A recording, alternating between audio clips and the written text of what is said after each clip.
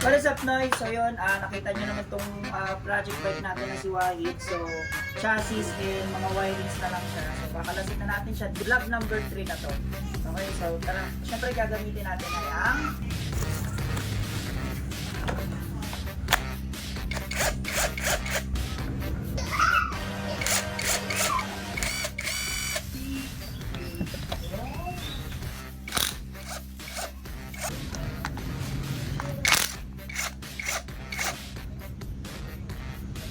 one down. So, kalas na yung ating manibela. So, itabi lang natin to. Gandaan dito, Noy. Yung pangkalas niya ay may stopper. Ayan, o. Ibig sabihin, pag huminto yan, kalas na yung tools. Bigyan ko pa kayo ng example. Ayun, o. Nakita nyo, Noy? Kasi kalas na siya. Ito yung tornilyo, kinakamay ko na lang. Ayun, o. Kalas na agad siya, di ba? Hinto yan kapag nakalas na. Ayun, o. So, di ba? Ganun lang siya kadali.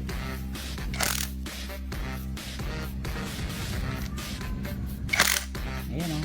Kakamayin mo na lang ngayon yan. Pwede mo rin naman siyang iikot pa.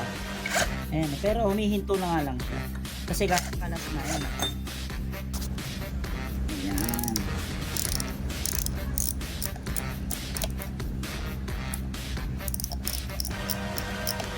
So, tanggalin muna natin itong mga socket na tunoy connection kasi papalitan na naman natin ito ng buong harness na may mga wire.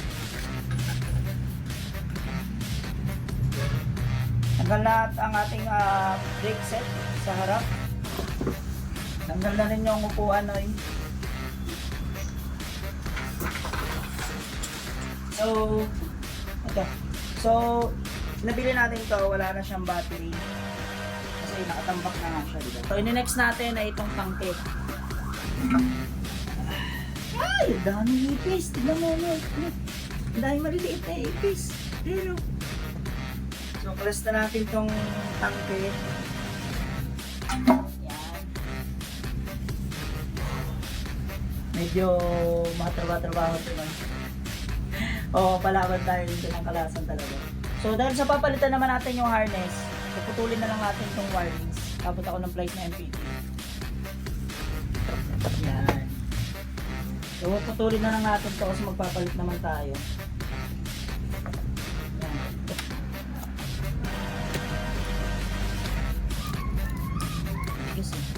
Yun. So, tanggal na rin yung ating tail light. Ito. Basura. Oo, ano to? Fiber eh. Ay, daming ipis. Yan ang maliliit to.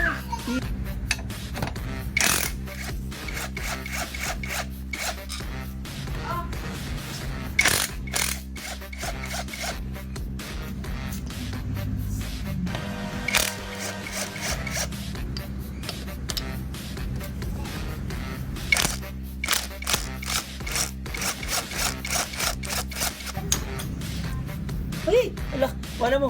May tubig nun. May tubig at tambutso. Yeah. Tumapon yung tubig na yun. Basa pa rin tayo.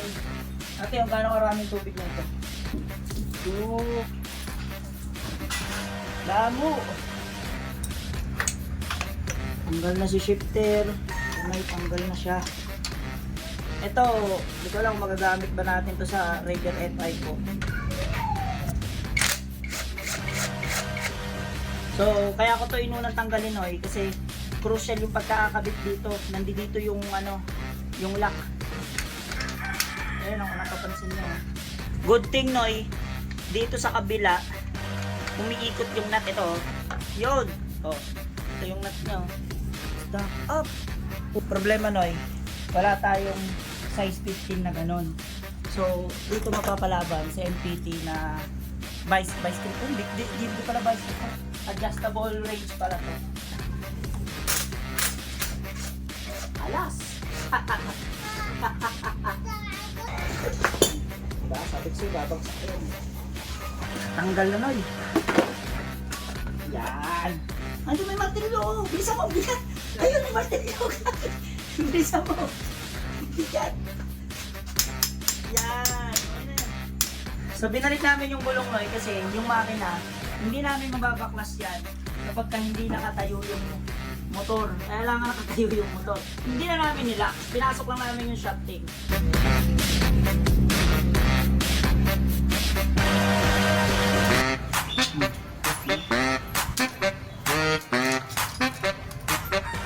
Tanggal na yung harness, Noy. Tanggal na, Noy. Ang problema nito, Noy, yung mga tornilyo, nag-rumble-rumble na. Meron doon, meron dito, meron doon. Carb na lang, next natin carb. So, ang carb niya, Noy, ay 24mm. So, nakalas na natin.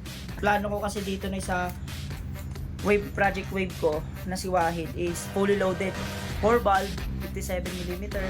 Tapos naka 30 na carb. Ito kasi is 24 lang. So, baka din na natin gamitin ito.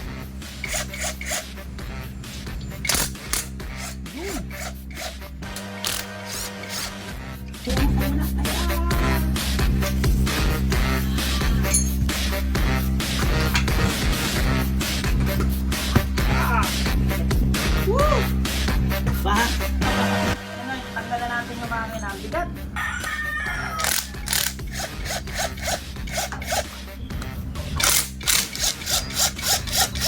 Sa part na to ay nahirapan nga kaming tanggalin yung swing arm at hindi ko nga alam kung anong klaseng bolt yung ginamit nila dahil ayaw umikot. Lahat nga ng paraan ay ginawa ko na, pinukpok at kung ano-ano pa, ayaw talaga. Kaya hindi ko na lang kakalasin, isasama ko na lang sa pag-powder coat o yung magpa-powder coat na lang yung magtatanggal. Baka sakaling alam nila or mayroon silang ibang paraan para matanggal itong swing arm na to. Kasi Noy, lahat talaga ng paraan ginawa ko na, ayaw talagang sumama sa pagkalas. So Noy, nakalas na tate. Ang problema ko na lang ulit itong swing arm. Hindi ko makalas na, hindi ko alam kung bakit. Hindi ko alam kung paano. Pinihit ko na to, ayaw talaga. So, doon na lang to magkakalas sa pagpa-powder ko natin. Pati yung T-post, hindi ko nakalas kasi wala akong vice grip. Dapat hindi kasi kaya ng katala eh. Yung sukat nung maliit lang, dapat malaking, dapat vice grip talaga.